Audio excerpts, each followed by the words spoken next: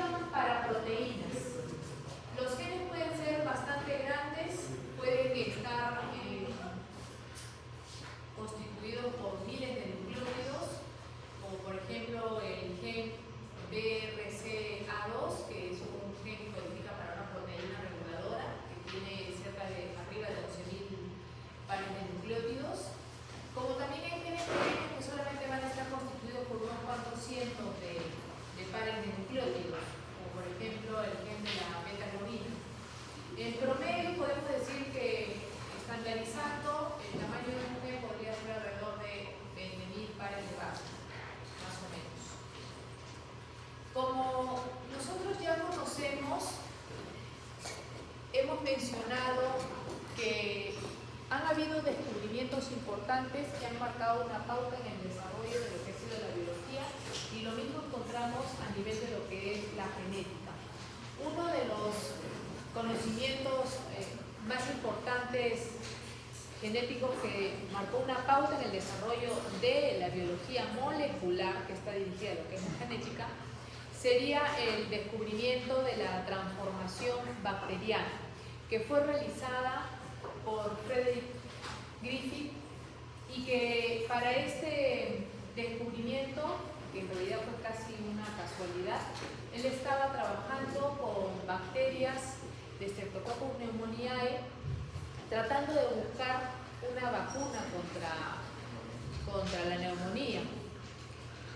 Y haciendo esos trabajos, como les digo, ocasionalmente terminó encontrando lo que era el proceso de la transformación bacteriana. No sé si ustedes recuerdan que dentro de los mecanismos de reproducción asexual bacteriana, sexual bacteriana, teníamos la conjugación, transformación y transducción, ¿no? También había ahí. Entonces, uno de ellos justamente es el que me estoy refiriendo ahora, ¿no? La transformación. En este experimento, entonces, Griffith trabajó con dos tipos de cepa de estreptococos. Una virulenta, que vamos a llamar la cepa S. Esta era virulenta porque esta cepa, inyectada en cobayos, es decir, en animales de experimentación, generaba, no en caballos, cobayos, generaba la neumonía y los mataba al cabo de 1 o 2 días.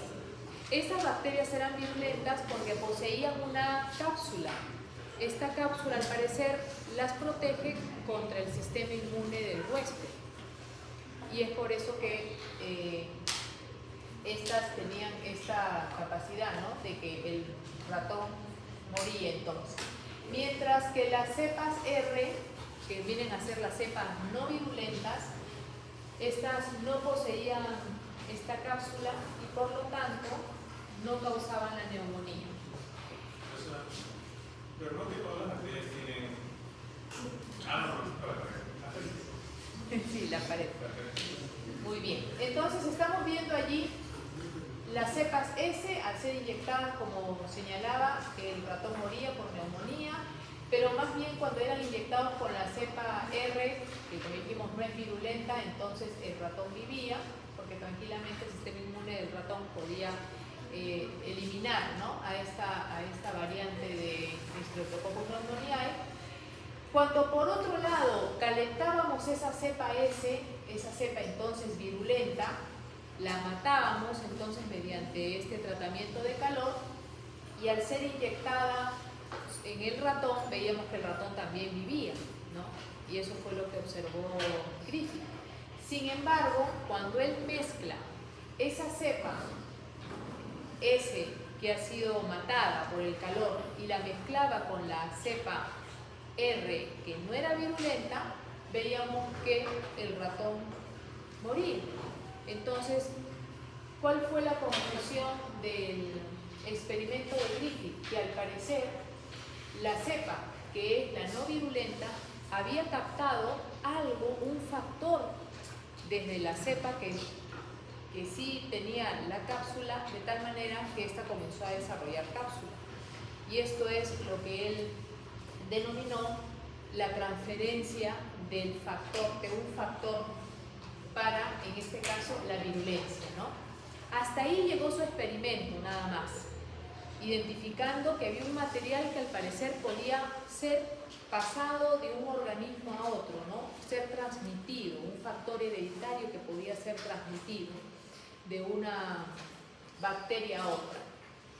Posteriormente, Avery trabaja justamente con la misma bacteria entonces que trabajó Griffith, pero él buscando más bien conocer la naturaleza de ese factor, y da con el hallazgo de que la molécula era la molécula de ADN, ¿no? Él descubre entonces que ese factor genético de transmisión era la molécula de ADN.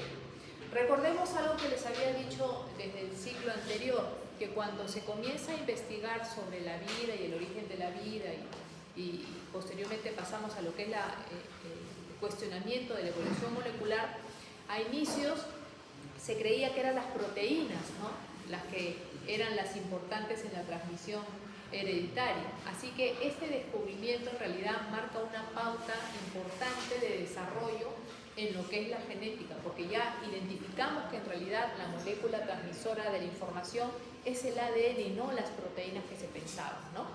Y después de esto, por supuesto, como les digo, se marca una revolución de avance en lo que es la genética, y viene posteriormente ya el descubrimiento de la naturaleza del ADN, ¿no? Ya sabiendo que era el ADN la molécula hereditaria, Watson y Crick trabajan en conjunto para saber o para conocer lo que era la estructura, ¿no? Y a partir del conocimiento de la estructura, como les dije en el ciclo anterior, ya pues todos los procesos que en la actualidad gozamos, como es la secuenciación del ADN, se hicieron posibles, ¿no?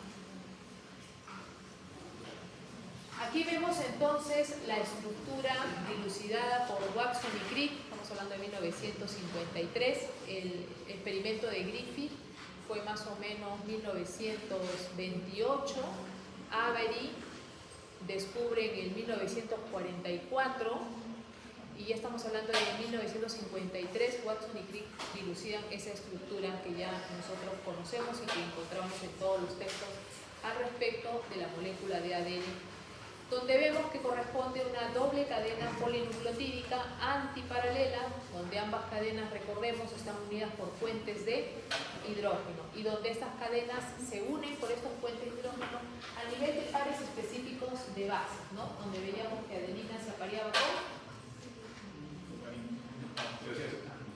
adenina con timina y guanina con citosina, ¿no? Recordando ahí entonces que los apareamientos adenina-timina son por 2 puentes de hidrógeno y citosina con guanina son por 3. Vemos también allí, recordando que el ancho de la doble hélice es de 20 Armstrong, que más o menos entran unos 10 pares de nucleótidos por giro, o sea, con vuelta completa, y que por lo tanto entonces si la altura de una vuelta completa es aproximadamente 34 Armstrong y estamos viendo que entran 10 nucleótidos, 10 pares de nucleótidos, la altura de cada par equivaldría a el 0,34 Armstrong, ¿no? Que es lo que veíamos desde el ciclo anterior. Podemos decir que la información genética puede ser transmitida por varios tipos de mecanismos. Podemos decir que puede ser transmitida de forma exacta, como sucede, por ejemplo, en el proceso de replicación, ¿no?, que sucede en la etapa S del ciclo celular. Ese proceso de replicación, me estoy refiriendo al proceso de duplicar cada una de nuestras cadenas de ADN para lo que es la división celular, ¿no?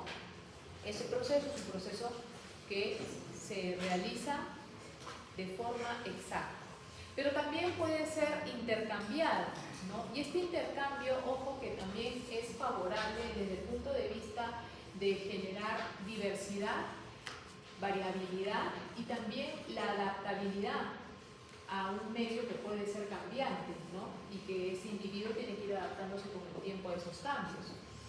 Sin embargo, cuando estos procesos no se realizan de forma adecuada, lamentablemente pueden generar enfermedades, ¿no? La aparición de enfermedades.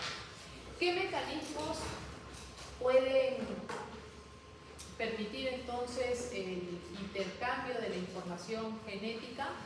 Mecanismos propios que suceden en nuestro cuerpo, como por ejemplo la recombinación que hemos visto, la recombinación génica que sucede en lo que es la meiosis. También podemos hablar bueno, recombinación o entrecruzamiento es lo mismo, ¿no? También podemos hablar de lo que es la transposición. Hay genes que pueden, que se llaman en algunos organismos transposones y que tienen esa capacidad de cambiar de ubicaciones. Y también la conversión génica, que puede ser un mecanismo, inclusive dentro de la reparación celular, para generar, en este caso, pequeños cambios de secuencias solamente para reparar algunas aberraciones cortas que hayan podido darse durante los procesos genéticos de nuestro genoma. Las mutaciones, como sabemos, se identifican como aquellos cambios en la secuencia nucleotídica que podemos encontrar a nivel de nuestro material genético, o sea, de nuestras moléculas de ADN, ¿no? Y esas mutaciones pueden haberse originado por alteraciones a nivel de la replicación, por alteraciones a nivel del proceso de reparación o también por la misma transposición que estaba señalando, ¿no? Las mutaciones pueden ser de diferentes tipos. Es más, las podemos clasificar desde varios parámetros diferentes, ¿no? Recordarán que en el ciclo anterior, por ejemplo, hablamos de las mutaciones neutras. ¿Se acuerdan de Moto Kimura, que hablaba de la importancia de estas mutaciones neutras en lo que es la evolución molecular? Si hablamos de este criterio de clasificación, hablamos de neutras, deleterias y las beneficiosas, ¿no? Las neutras son las que no generaban un cambio como producto, las deleterias las que vendrían a ser perjudiciales y las beneficiosas que generaban una mejor adaptación del individuo a las condiciones, ¿no? Pero también las podemos clasificar, por ejemplo, en mutaciones silenciosas, mutaciones sin sentido o con cambio de sentido. Las sin sentido son aquellas mutaciones donde el cambio de un nucleótido por otro genera que el codón, que era un codón que codificaba para un aminoácido, como ya sabemos, se convierta más bien en un codón de parada, de terminación, generando una terminación del proceso de expresión prematura, ¿no? Los que son con cambio de sentido son aquellos donde la variación de un nucleótido en un codón, que antes especificaba un aminoácido, ahora me va a especificar un aminoácido diferente, ¿no? Esto podría ser bastante dañino para la constitución de una proteína o no, dependiendo de en qué ubicación se encuentra ese aminoácido en la estructura de la proteína. Por ejemplo, si es una enzima y se afecta el sitio activo, sabemos que van a haber problemas, ¿no? Pero hay algunas variantes que no afectan en realidad la funcionalidad de proteínas. Eso dependerá, como le digo, de la ubicación y del tipo de proteína en particular, ¿no? Y las mutaciones silenciosas, donde se cambia también un nucleótido por otro, pero justo el aminoácido que codifican ambos codones debe ser el mismo. Entonces, el código o la expresión de ese código sigue siendo la misma, ¿no? La proteína nace con la misma secuencia a pesar de la modificación a nivel del ADN. Las anomalías, entonces, podemos decir, en productos génicos pueden ser de varios tipos. Podemos hablar de anomalías a nivel de los ARNs que se producen en el ADN del cual se ha originado, o sea, en el producto primario, digamos, ¿no? Que sería el producto de la transcripción, es decir, el ARN, o puede ser alteraciones a nivel de la funcionalidad de la proteína que se está obteniendo a partir de la traducción, una etapa ya más adelantada del proceso de expresión entonces, o inclusive en la cantidad de la proteína que se está sintetizando, ¿no? Que podría ser una regulación del proceso de síntesis de esta proteína. Estas mutaciones pueden afectar tanto al ADN que llamamos codificador, es decir, el que sí codifica para proteínas, pero también las anomalías en los productos génicos pueden deberse a mutaciones en secuencias no codificantes, en secuencias que más bien corresponden a secuencias reguladoras más bien.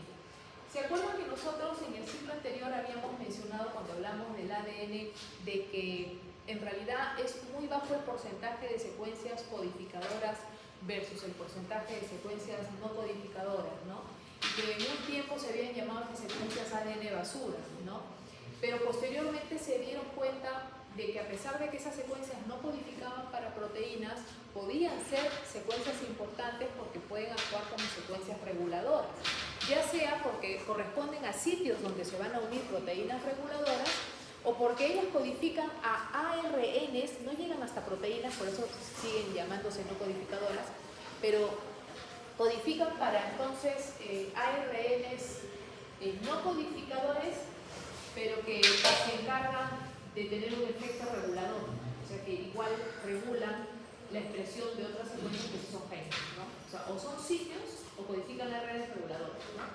Así que tanto las mutaciones en ADN codificador como en secuencias no codificadoras igual van a revestir importancia para nosotros, ¿no? Estas mutaciones pueden darse tanto a nivel de células de la línea germinal como a nivel de células somáticas. Cuando se dan mutaciones a nivel de la línea germinal, se habla de una transmisión vertical, ¿no? Es decir, que puede ser transmitida de padres a hijos, ¿no? Hacia la descendencia.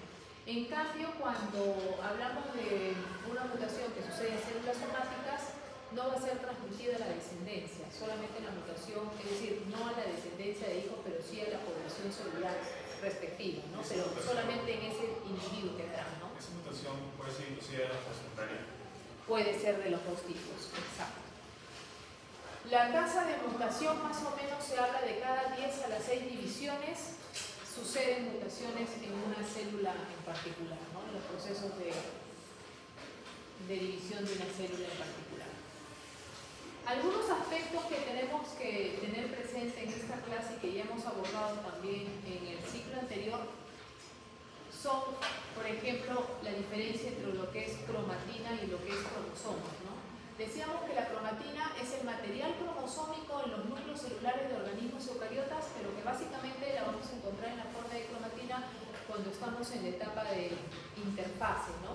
Y solamente ese material genético adoptaba la conformación máxima de condensación, que se llamaba cromosomas, cuando ya estaba en la mitosis, ¿no? La metafase era el máximo tope, ¿no? Íbamos a encontrar ese máximo nivel de condensación.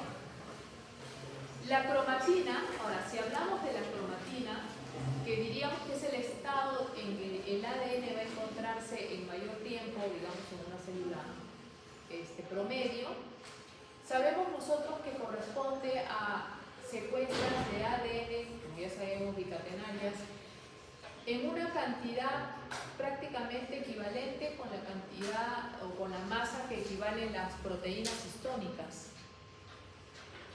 Pero no solamente es esto, sino que la cromatina también implica la presencia de proteínas no histónicas que también serán importantes, que estarán en menor cantidad que las histonas, por eso no suelen ser tan destacadas como las histonas, que casi están como en cantidad equivalente con el ADN, se encuentran en una cantidad mucho menor, pero que respecto a su tamaño pueden ser mucho más grandes que las histonas, que son reconocidas más bien como proteínas relativamente pequeñas. Esas proteínas no histónicas, a diferencia de las histonas, que son esencialmente proteínas básicas, ¿se acuerdan que tenían abundancia de aminoácidos básicos, ¿no? Arginina, lisina, histidina? La otra pequeña población que les digo de las no histónicas más bien suelen ser ácidas. O sea, en lugar de ser básicas como las histonas, son todo lo contrario, ¿no? De naturaleza más bien ácidas.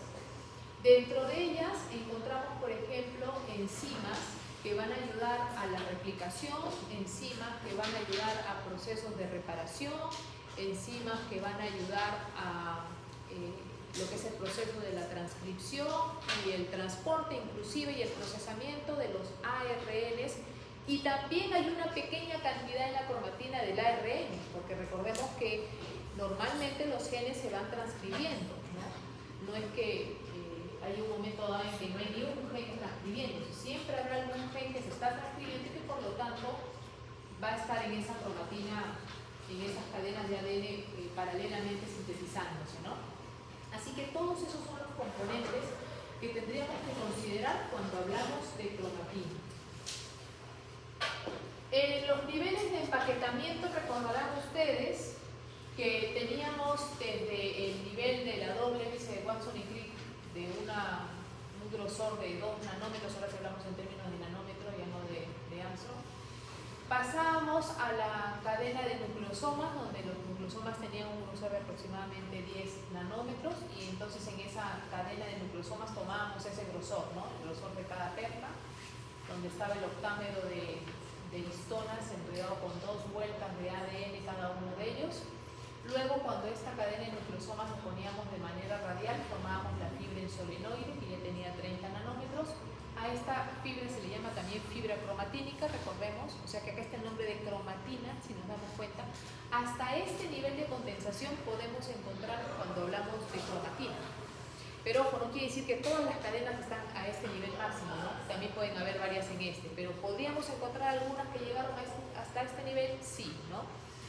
En cambio, cuando ya el material genético se está preparando para la mitosis, va a pasar a los siguientes niveles, ¿no? Es decir, a los niveles de asas y bucles, ya estamos hablando de 300 nanómetros, de minibanda 700 nanómetros, y cuando se da el apilamiento de minibanda tras minibanda tras minibanda, formábamos los bracitos de los cromosomas, ¿no? Que ya teníamos un grosor de alrededor de 1400 nanómetros. Acá nosotros podemos ver a un nucleosoma, ¿no?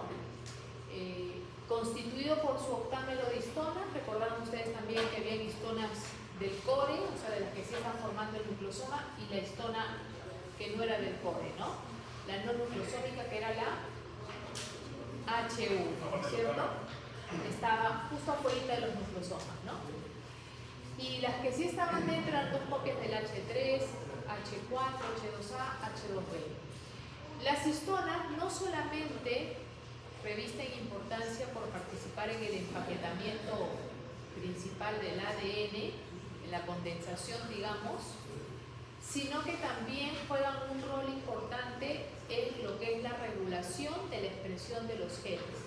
Modificaciones a nivel de las histonas, como por ejemplo modificaciones de metilación, adenilación, pueden lograr que el ADN esté enrollado de una manera u otra, de tal manera que pueda ser más susceptible a poder ser sujeto a la acción de las enzimas respectivas de la expresión génica o no, ¿no? Entonces, esas pequeñas modificaciones que pueden sufrir las histonas van a generar un cambio de conformación en las unidades nucleolares y por lo tanto la capacidad de expresarse en mayor cuantía o tener menos capacidad de expresarse de un gen, ¿no? Por eso les digo que juegan un rol importante en lo que es la regulación de la expresión.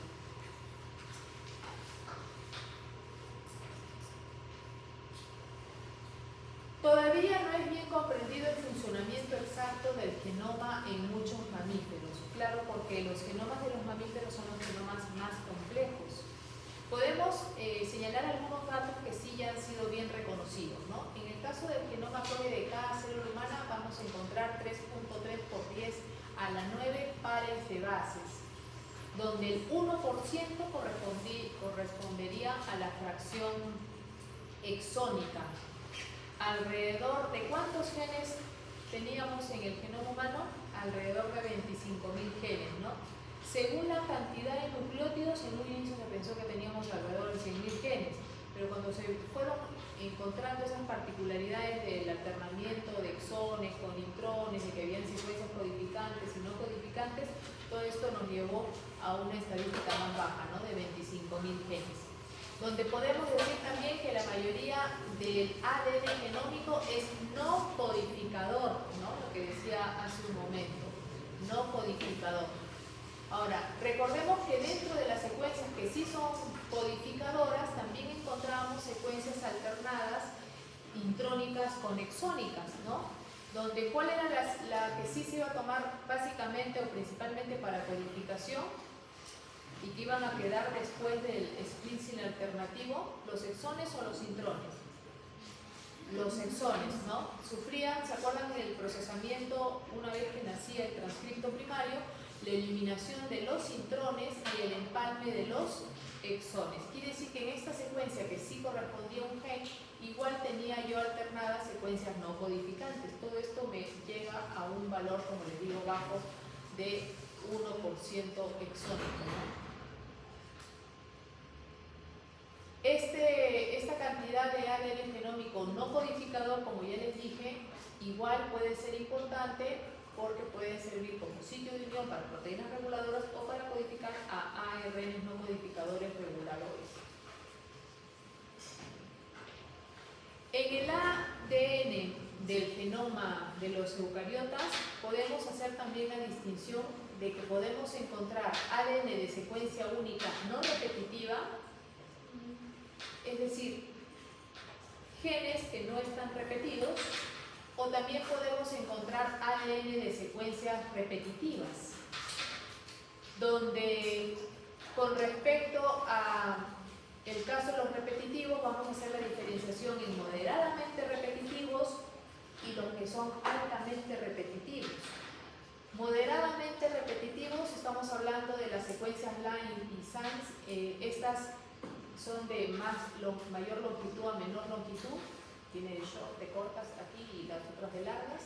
Las cortas estamos hablando de que podemos encontrar hallazgo hasta de 100.000 copias, miren, 100.000 copias, y en el caso de las largas 50.000 copias a 20.000, ¿no? Altamente repetitivo, ya estamos hablando de 1 a 10 millones, 1 millón a 10 millones de copias por genoma haploide, constituiría la fracción de altamente repetitivo. Quiere decir que en realidad tenemos dentro de estas secuencias no codificantes un buen porcentaje de secuencias que son repetitivas, ¿no? Decimos, en el ADN humano al menos el 30% del genoma consiste en secuencias repetitivas. 30%, ¿no? No es poco en realidad. Ni siquiera estamos hablando de un 5, de un 1, es 30%. Igual, claro, lo restante, el 70% sería el no repetitivo, ¿no? Lo que estaría aquí, secuencias de un único tipo, ¿no? Pero las repetitivas son 30%, que igual es un porcentaje no despreciable. También hay que señalar que existen secuencias en nuestros cromosomas conocidas como microsatélites, que son secuencias cortas que también pueden estar repetidas varias veces en la estructura, pero son cortas, generalmente de 2 a 6 pares de bases.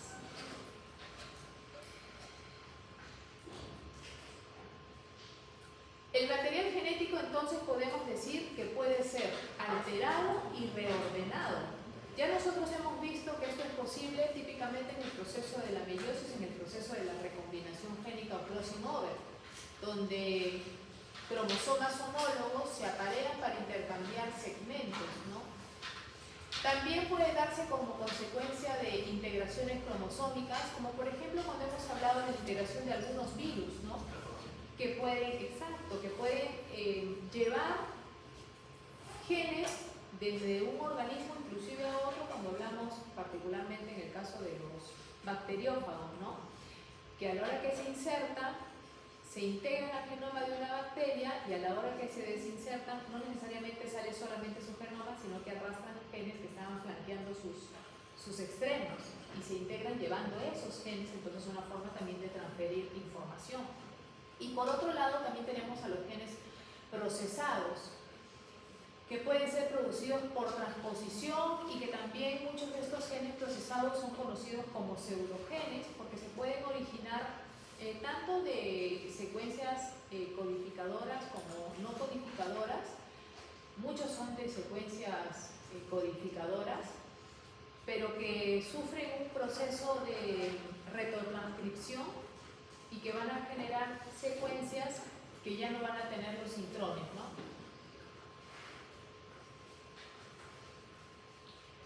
La conversión de genes produce entonces reordenamientos. Esto es una característica que se ha visto bastante, por ejemplo, para el caso de el reordenamiento que se ve en genes que codifican para inmunoglobulinas, que tienen que ir variando justamente un poco la constitución de acuerdo a lo que es el tipo de antígeno que han reconocido para que se pueda dar una específica formación de anticuerpo, ¿no? Particular para ese antígeno, que va a ir modificándose en el tiempo, en realidad, porque vamos siendo expuestos a nuevos antígenos con el pasar de los años, ¿no? Como estamos viendo con el caso de la aparición de nuevos virus. El intercambio de cromátidos cromátides hermanas también, ¿no? Como ya hemos mencionado en el proceso de recombinación o crossing over. Normalmente sabemos que aquí normalmente se da o consideramos en este proceso el intercambio de cromátides que corresponden a cromosomas homólogos, pero también podría llegar a darse el intercambio entre cromátides hermanas, o sea, en este proceso que intercambien estas de aquí, pero en ese caso no generaría ningún cambio, ¿no es cierto? Porque al ser cromátides hermanas tienen la misma constitución, como ya hemos dicho desde el curso anterior. Muy bien, y pasamos entonces al estudio de los procesos moleculares más importantes, empezando con lo que es el proceso de la replicación, que como ya habíamos dicho es el proceso de generar copias de cada una de nuestras cadenas de ADN para el proceso de división celular.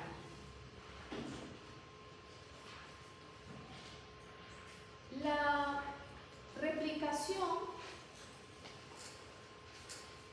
podríamos nosotros pensar que podría ser de tres tipos diferentes. Podríamos decir que el modelo que sigue la replicación podría haber sido un modelo conservativo, o podríamos haber pensado que quizás seguía un modelo semiconservativo o que seguía un modelo dispersivo.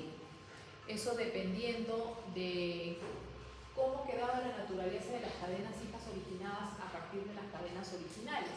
Consideramos un proceso que sigue un modelo semiconservativo cuando vemos que en las cadenas hijas, es decir, las cadenas de ADN replicado, encontramos en ambas una copia de la original y una copia recién sintetizada. Por eso es semiconservativo, porque ninguna de ellas se llevó todo el material del original y la otra se queda con dos cadenas nuevas, ¿no? Conservativo cuando sí obtendríamos eso, ¿no? Que una de las cadenas hijas generadas conservaría toda la secuencia original y la otra las dos cadenas nuevas que apareció hace un momento. Y dispersivo cuando hay como que una mezcla, ¿no? De lo nuevo y lo parental en cada una de las dos cadenas polinucleotídicas que conforman cada una de las moléculas de ADN hijas formadas, ¿no? O sea, tiene pedacitos de ambas en las dos, ¿no? No como aquí, semiconservativo. Entonces, esa era la duda, ¿no? Cuando se descubrió que el material genético se podía replicar, viene la inquietud, ¿y cómo será el proceso, no? ¿Será dispersivo? ¿Será conservativo? ¿Será semiconservativo?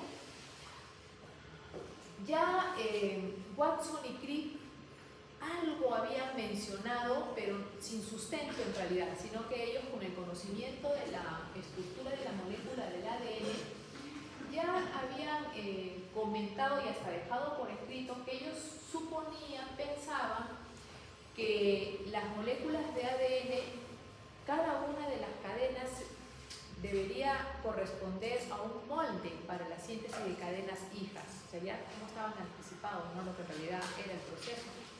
Y que antes que se diera esto, sería seguramente necesario que las dos cadenas originales se separaran para que cada una de ellas sirviera como patrón, ¿no? Como patrón de copia para las nuevas cadenas hijas. Y no se equivocaron porque efectivamente así es el proceso.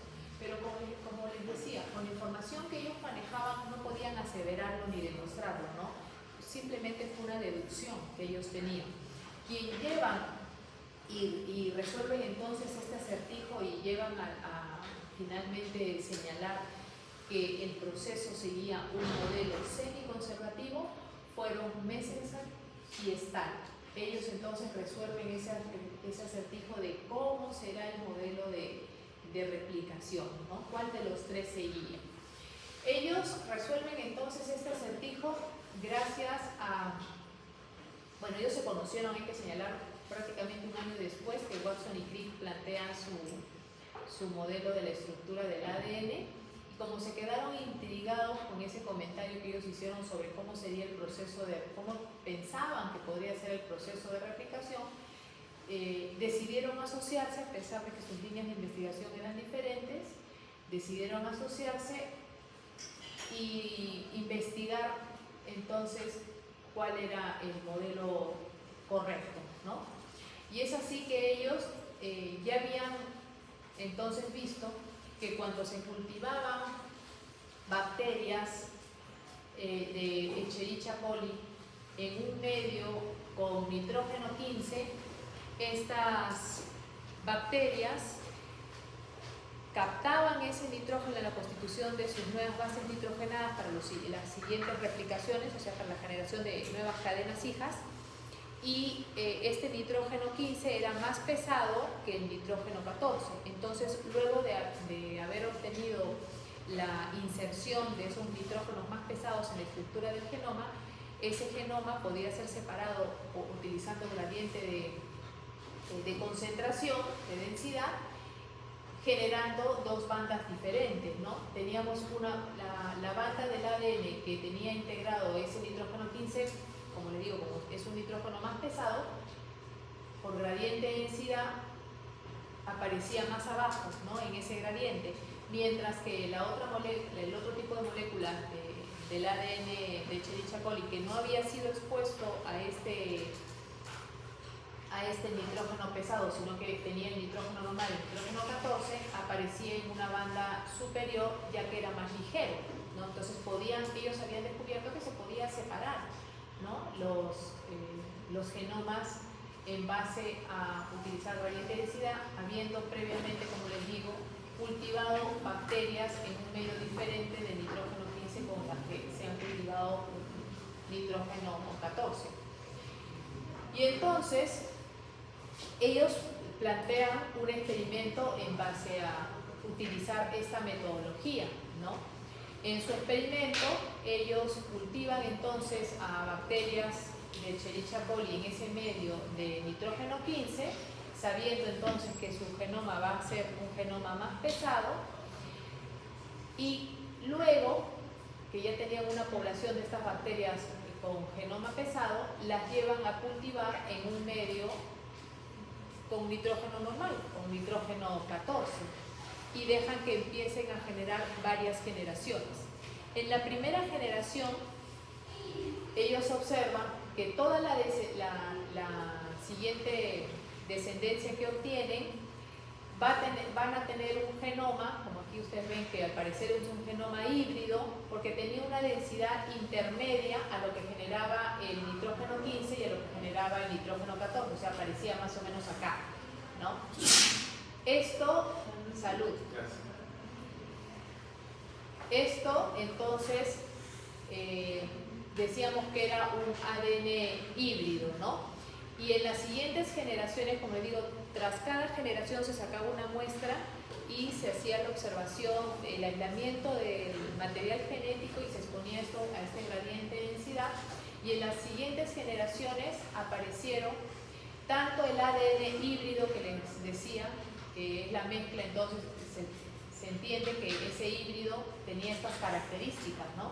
Ya tenía una cadena con ese carbono 14 que había captado del medio nuevo donde se le había colocado, y el carbono 15 que era lo que originalmente ella había sido transformada, ¿no? Entonces esta teoría, este planteamiento explicaba que apareciera un bandeado intermedio, ¿no? Si nos damos cuenta. Entonces esto nos demostraba que la replicación no era un proceso conservativo, ¿no? Echaba abajo la posibilidad de que fuera un proceso conservativo, porque si fuera conservativo, como les digo, hubiera habido por lo menos una igual a la original, ¿no? Y ya no aparecían, todas aparecían con una densidad intermedia, que no era ni una ni la otra, ¿no? Intermedia. Y en las siguientes generaciones, en la segunda y tercera generación, seguía apareciendo la intermedia, como ustedes ven acá, pero también apareció cadenas de ADN que según su gradiente de densidad correspondían al ADN ligero, es decir, al ADN que tenía el nitrógeno 14. Con este hallazgo entonces se demuestra que la replicación tampoco era dispersiva, porque si fuera dispersiva no podríamos obtener nuevamente un ADN puro, ¿no? En estado puro como acá lo estamos obteniendo. Por lo tanto, la única posibilidad de modelo que se está demostrando con la aparición de estas dos bandas es que el modelo era semiconservativo, ¿no? Porque con el primero, como les digo, eliminamos el conservativo, y con el segundo resultado de la segunda y tercera generación eliminamos el dispersivo, quedándonos solo el semiconservativo.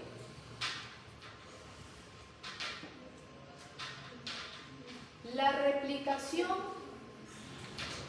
requiere de que haya desenrollamiento localizado de ciertos sectores del ADN a lo largo de nuestras cadenas de ADN. Esos sectores que se van a desenrollar van a formar las llamadas burbujas de la replicación. ¿Qué es lo que ustedes pueden ver aquí? Burbujas, miren.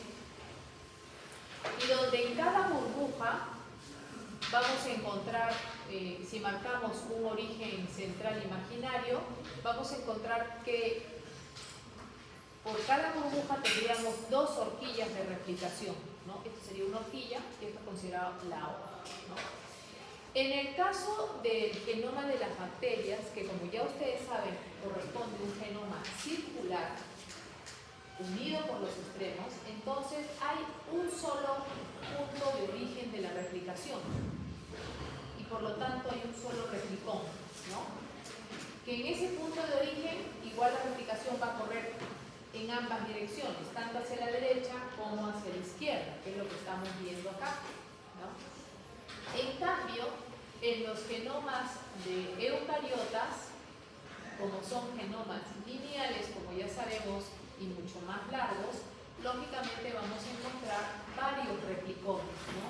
Varias burbujas de replicación, cada burbuja de replicación con sus dos horquillas de replicación, ¿sí? Varios replicones. Porque ¿qué sería que solamente la replicación, si esta fuera una molécula de ADN, bastante corta en realidad, supongamos, ¿no? Que la replicación solamente empezara por un extremo. ¿Cuánto demoraría para que esto avance y llegue hasta el otro, ¿no? Es más rápido, es más eficiente el proceso si simultáneamente la replicación se va dando en varios puntos, ¿no? Entonces, en el caso de eucariotas hay varios puntos de origen de replicación.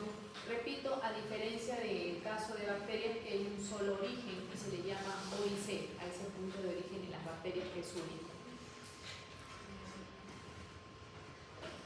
La replicación, decimos, es un proceso que se da por complementariedad en un sentido específico y es bidireccional. Decimos que se da en un sentido específico porque destacamos que siempre se va a tener que dar en el sentido del extremo 5' al extremo 3'. Me refiero al nacimiento de la nueva cadena. La nueva cadena tiene que nacer primero vamos a decir, su cabecita, su extremo 5, y lo último en formarse va a ser su extremo 3', ¿sí? Ese es el sentido, repito, de la replicación, que es el mismo sentido que van a señalar el grupo expositor de transcripción. O sea que la enzima que realiza esta síntesis tiene que cumplir con ese sentido, ¿no? Que en este caso sería la ADN polimerasa.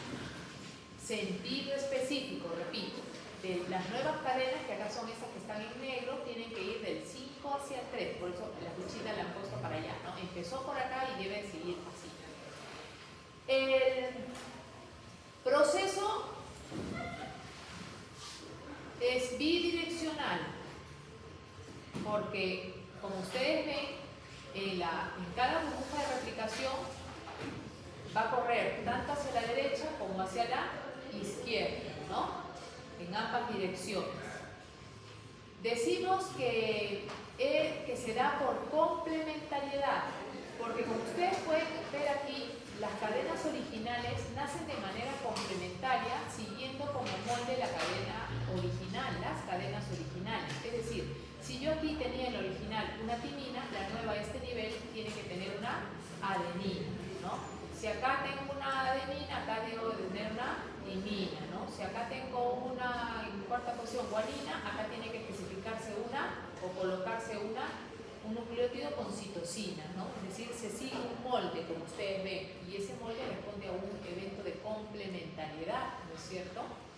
Pero como las dos cadenas, mejor dicho, las dos moléculas nuevas de ADN que se van a formar tienen que seguir la propiedad de todo ADN, que ustedes ya saben que sus dos cadenas deben ser antiparalelas, eso genera que una de las cadenas hijas se conozca o se forme como de forma continua y la otra se tenga que formar de forma discontinua. Entonces a una se le conoce como cadena líder y a la otra más bien como cadena discontinua o rezagada también, cadena rezagada, líder y rezagada, ¿ya? Me explico un poco mejor, o sea, ¿por qué tiene que suceder diferente la situación aquí en esta nueva cadena hija que está formando que en esta? La discontinua, como ustedes se dan cuenta, nace por fragmentos, en cambio la otra, la líder, nace de forma continua, ¿no? Repito, esto es porque se trata de mantener, como les digo, que los productos sean de igual manera antiparalelos como era la cadena original, ¿no? Entre sus dos cadenas polinucleotídicas. ¿Listo? Entonces, miremos la imagen. Si acá yo tengo una horquilla de replicación, ¿no es cierto?, que va a correr para allá, o sea, esto se va a ir abriendo y conforme se va abriendo se va copiando por la polimerasa, ADN polimerasa. Entonces, en este caso, esta cadena que recién se va a formar la hija, esta es la parental, esta es la otra parental, no va a tener problema en nacer porque va a nacer en el sentido que habíamos dicho que es el sentido correcto, ¿no? El de primero su extremo 5 a su extremo 3, ¿no es cierto? Tiene que nacer aquí con su extremo 5 porque tiene que ser antiparalela a la cadena original con la que finalmente va a quedar formando una nueva molécula de ADN, ¿no es cierto? Entonces esta no hay problema, cumple, ¿no? En cambio, si la otra también hubiera querido nacer igual desde aquí para allá, o sea, poniéndole la flechita como esta, la de arriba, yo hubiera tenido que pensar que primero acá se va a formar para el antiparalelismo, tendría que haber primero formado aquí el extremo 3' y por acá el extremo 5, ¿no es cierto? Y estaría yendo en contra de la naturaleza del proceso porque ya dijimos que tiene que darse en el sentido del 5 al 3. Es por eso que conforme esta horquilla se iba abriendo, se fue sintetizando este segmento de aquí para allá, es decir, conservando que primero se forme el extremo 5 y al final el 3. Se abría más la horquilla y se hizo otro pedacito, ¿no? Del extremo 5 a su 3 en el segundo pedacito. Y así conforme esta horquilla se vaya abriendo, se van a ir formando por fragmentos, ¿no? A estos fragmentos se les conoce como los fragmentos de Okazaki. Pero por ahí que alguno de ustedes observador me dice, profesora, yo acá veo unos cachitos rojos, ¿no? Esos cachitos rojos son secuencias de ARN momentáneas que se llaman ARN cebadores, que tienen que ser colocados al inicio de cada secuencia de nucleótidos, porque la ADN polimerasa, que es la que va a añadir nucleótido tras nucleótido, no puede colocar un nucleótido en el aire, sino que tiene que engancharlo a un terminal de un residuo de 3' OH. Como un nucleótido tiene ese terminal 3' OH, ¿se acuerdan? A nivel de su ribosa, no hay problema que una vez que yo ya tengo un nucleótido puesto, le puedo colgar en ese ganchito terminal el siguiente. Pero ¿qué pasó con el primero que quise colocar? Yo no tenía un ganchito previo, ¿no es cierto? Ese ganchito, ese terminal 3' OH, lo va a proporcionar una secuencia nucleotídica, que es el cebador en rojito, que lamentablemente, digo lamentable porque sería ideal que fuera de ADN también, ¿no? Pero lamentablemente la enzima que lo coloca, la primasa, coloca una secuencia corta pero de ARN. Total, el ARN también tiene el terminal 3' OH que necesitamos. Y no va a haber problema porque posteriormente al proceso se van a eliminar esos cebadores y se van a llenar los huequitos con desoxirribonucleótidos como debe de ser, ¿no? Porque ¿qué haría ARN metido a mitad de la estructura del ADN, ¿no es cierto? Muy bien, entonces ya estamos viendo eso en esta diapositiva. Pero miremos aquí estamos viendo una horquilla, ¿no? Veamos la burbuja mejor. Porque en una burbuja que no es una estructura que arranca desde un extremo, sino que es una estructura central, si yo me marco un punto medio de origen, entonces, y la replicación va a correr para aquí y va a correr para allá, también para el otro lado, o sea, esta horquilla se va a ir abriendo por acá y esta horquilla también se va a ir abriendo, o sea, en ambas direcciones, la horquilla se va a ir abriendo. En el caso de esta cadena, si yo tengo acá mi extremo 5, quiere decir que el corte se ha hecho después del 3, ¿no? Acá tengo el 3 en este fragmento. Por lo tanto, esta cadena que corre hacia el lado izquierdo, bien digo, tendría que tener su extremo 5' aquí. No va a haber problema porque ese es el sentido original, ¿no? Y esta será la continua para esta horquilla. En cambio, la otra, yo encontraría, si acá tengo el 3, acá debe estar el 5 en el corte equivalente, ¿no? Y por lo tanto, esta cadena acá tendría su extremo 3. Esta entonces es la que va a tener que nacer por fragmento, ¿no? De aquí para allá, para poder mantener el sentido del 5 al 3.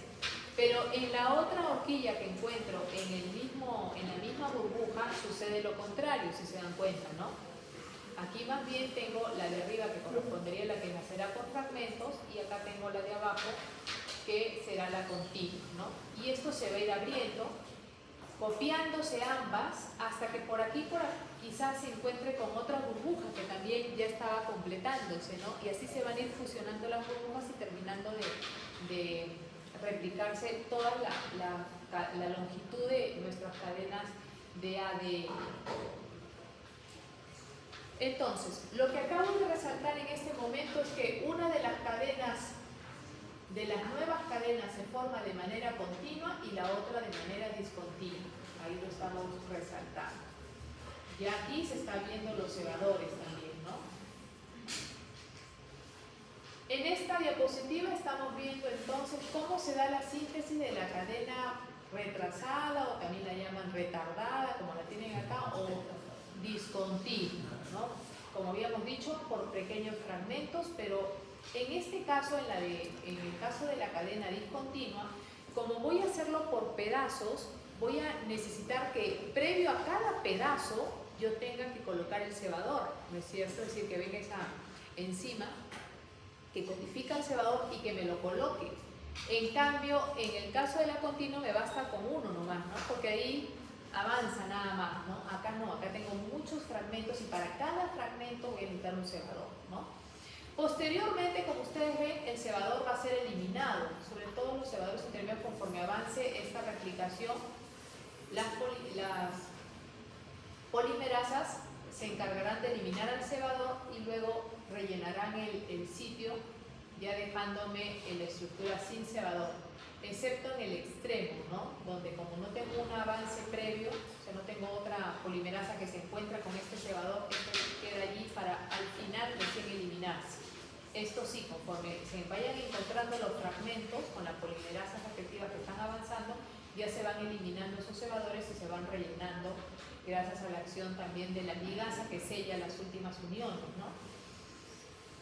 Lo mismo estamos viendo acá, miren, acá teníamos un primer a partir del cual se elongó este fragmento, acá en este otro primer para que se elongue este fragmento, luego vemos que tengo acá un huequito entonces, ¿no? Hay que eliminar los siguientes primers. Conforme este va avanzando, se encuentra con este primer que no le parece natural que esté allí, entonces se elimina, se llena con los nucleótidos que sí son desoxirribonucleótidos y luego viene la ligasa y me une el último empalme, ¿no? Entonces se dan cuenta que siempre en los extremos, por la ubicación de la polimerasa, voy a tener como que un huequito, ¿sí? Quiere decir que en cada proceso de replicación nosotros podríamos esperar, si esto sucedió cuando esta molécula de ADN se duplicó, imagínense que vuelva a utilizarse como molde, otra vez voy a ir restándole más pedacitos. En cada duplicación le quitaría más pedacitos, ¿no es cierto? Siempre me va a quedar un vacío del primer cebador que se colocó, ¿no? Y que queda ahí el hueco al final. Para evitar esto es que recordemos que nosotros tenemos a las enzimas telomerasas que en esos extremos añade secuencias teloméricas no codificantes para que cuando suceda esto de los procesos de replicación que van a sufrir, no se pierda ADN codificador posiblemente, sino más bien se pierdan secuencias teloméricas, que como ya sabemos no son codificadoras, son más bien repetitivas, ¿no? ¿Cuáles son las características entonces del proceso de replicación?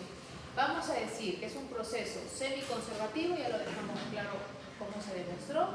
Las hebras hijas formadas serán complementarias, es un proceso que se da por complementariedad, otra característica, que sigue un sentido sentido estricto, siempre del 5 al 3, ambas cadenas hijas se forman en el sentido del 5 al 3, ambas cadenas hijas, ¿no? Hijas. Una cadena es conductora, la otra será llamada retardada. La retardada, ya hemos dicho, se sintetiza por fragmentos. Me van diciendo la hora 10 minutos antes. El desenrollamiento, se requiere el desenrollamiento local, ¿no es cierto?, de las zonas que se están replicando y que va a generar horquillas de replicación, bueno, primero burbujas y luego horquillas. En eucariotas, cada cromosoma posee múltiples orígenes, o sea que tengo varias horquillas y varias burbujas. Igual en cada una de ellas la replicación avanza en ambos sentidos, como ya habíamos dicho, bidireccional, otra propiedad, mientras que en bacterias no.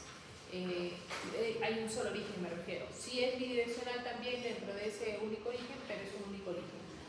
Debido a la forma en que se hace la cadena rezagada, en cada ronda de replicación se pierde un poco de ADN en los extremos, ¿no? Como vieron quedaba el fragmento. Requerimientos. ¿Qué necesitaríamos entonces? ¿Qué necesitan nuestras células para poder sintetizar esas nuevas cadenas hijas de ADN? Lógicamente los ladrillos estructurales, que serían los nucleótidos, ¿no? Que deben de ser de tipo desoxirribonucleótidos trifosfatados, trifosfato, no se olviden, si hablo de nucleótidos trifosfatos. Que cuando se van a ir ensamblando formando el enlace fosfodiéster, perderán dos fosfatos. Quiere decir que la energía para este proceso en realidad es la energía de la hidrólisis de esos nucleótidos trifosfatos, o sea, de los mismos ladrillos estructurales que se están utilizando. Desoxi-ATP, desoxi-GTP, desoxi-CTP y desoxi-TTP. Necesitaré las enzimas que se encarguen de desenrollar la doble hélice, porque necesito que se separen las dos cadenas, como ustedes vieron en las burbujas de replicación. Necesitaré también de proteínas que impidan que se vuelvan a reunir las dos cadenas, porque acuérdense que por la complementariedad se forman espontáneamente los puentes de hidrógeno cuando hay bases complementarias. O sea, tranquilamente una vez que se rompieron por acción de la enzima helicasa, se podrían volver a reunir. Y para evitar eso es que necesitamos la participación de unas proteínas que no son enzimas, pero son proteínas que son las proteínas SSB. Lo están viendo por acá. También necesitaremos enzimas que eliminen los superenrollamientos, porque que se van a generar conforme las dos cadenas se van separando en puntos localizados, como ya hemos dicho. ¿Y por qué se formarían superenrollamientos? Imagínense cuando ustedes han tenido dos pasadores que los han torcido y ustedes agarran un punto medio y abren. ¿Qué pasa con los costaditos? Como que se quieren superenrollar sobre sí mismos, ¿no? Es como que se enrollaran más todavía sobre sí mismos por la presión que yo hago al abrir, ¿no? Lo mismo va a suceder con el ADN cuando se abran esas burbujas. Entonces, para evitar esos superenrollamientos que se pueden dar en los lados flanqueantes al abrir la burbuja, es que ahí vamos a necesitar a unas enzimas que eliminen esos superenrollamientos. Y esas enzimas son las topoisomerasas. ¿Dónde estamos? Acá. Que hay del tipo 1, perdón, que hay del tipo 1 y hay del tipo 2. También vamos a necesitar, según lo que ya hemos visto en el proceso, enzimas que generen el cebador, esos pequeños fragmentos de ARN, ¿no? Que viene, en el caso de las bacterias, tiene nombre propio, se llaman las primasas, las enzimas primasas, porque generan al primer o cebador, así se le llama también al cebador primer. Y por supuesto que también vamos a necesitar a las directamente implicadas en la polimerización, es decir, en la añadidura de esos nucleótidos, que serían las ADN polimerasas, que suelen haber de varios tipos, como ven tanto en eucariotas como en procariotas. Y también vamos a necesitar enzimas que posteriormente eliminen ese cebador. Ya hemos dicho que va a ser ARN metido ahí a mitad de camino en el ADN, ¿no? Hay que eliminarlo. Y por último, las enzimas que unían los fragmentos, ¿se acuerdan que dijimos que eran las ligasas, ¿no? Los fragmentos de Okazaki.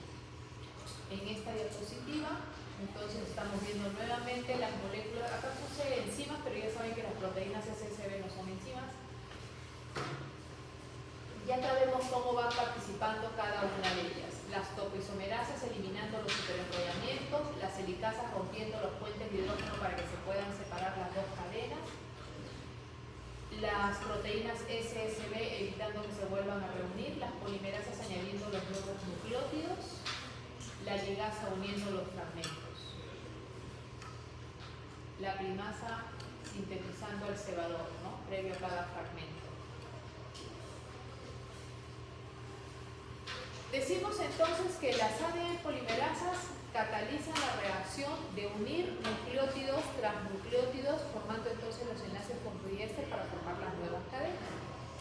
Estas polimerasas son proteínas de gran tamaño que pueden tener varias subunidades dependiendo del tipo de polimerasa, mayor número o menor número. Y hay de varios tipos. En el caso de los procariotas hay las polimerasas tipo 1, 2 y 3. Cada una tiene particularidades.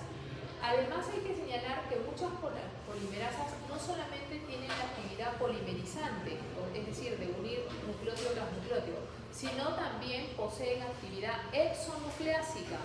¿Qué significa actividad exonucleásica?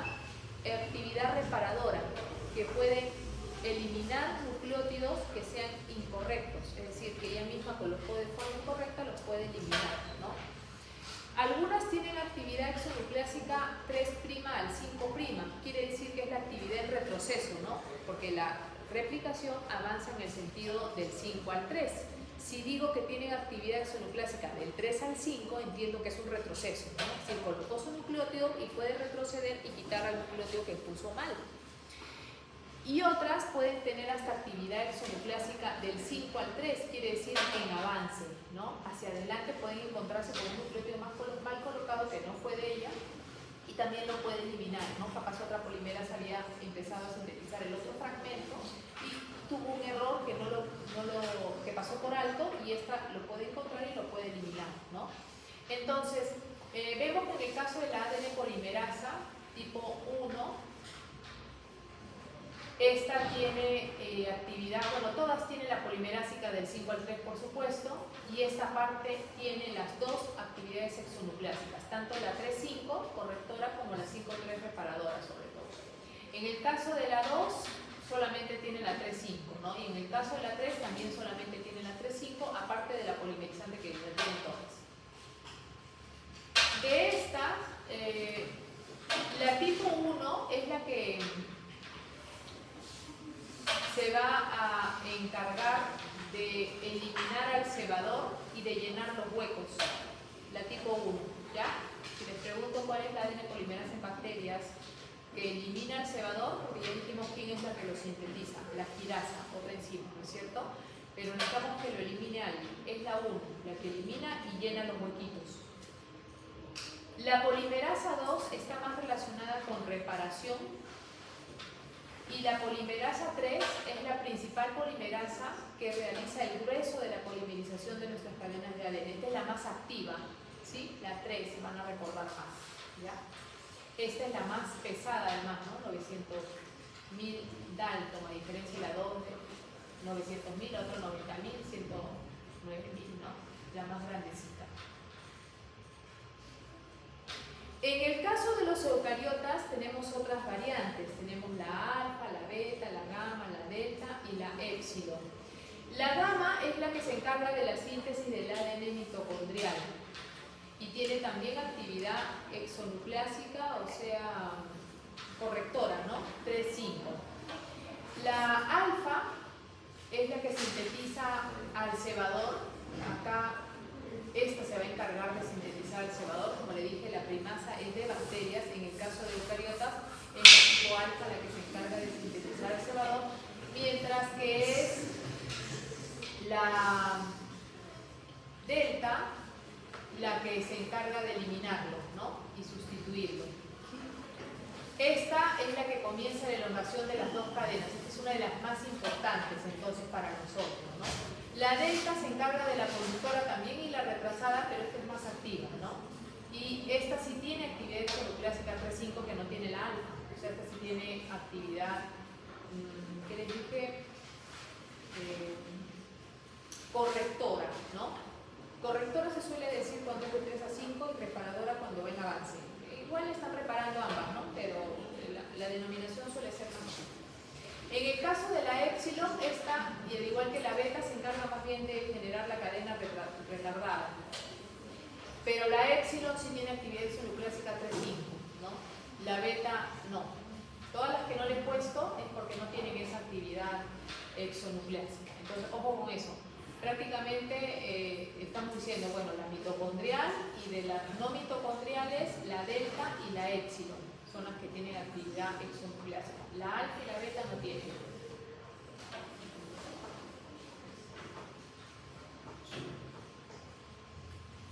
Entonces, estamos destacando dos detalles importantes de las ADN polimerasas. Uno, necesitan un molde para hacer la copia por complementariedad y dos, necesitan de cebador. Cuando hable el grupo expositor de transcripción, vamos a ver las diferencias allí con el caso de la RNA polimerasa. Ya no será ADN, sino ARN polimerasa, ¿no? Ahí estamos viendo la helicasa. ¿De qué habíamos dicho que se encargaba la helicasa? Romper los puentes de hidrógeno que mantienen unidas las dos cadenas, ¿no? Esta helicasa es muy importante porque no solamente participa en el proceso de replicación, también es necesaria para el proceso de transcripción, porque en la transcripción también hay que separar las dos cadenas para que se pueda leer la cadena molde, ¿no? Y también es importante en el proceso de reparación. Así que está en varios procesos implicada esta enzima. Esta enzima normalmente recorre longitudinalmente al ADN y puede adoptar diferentes configuraciones en el espacio, por si acaso es algo particular de ella.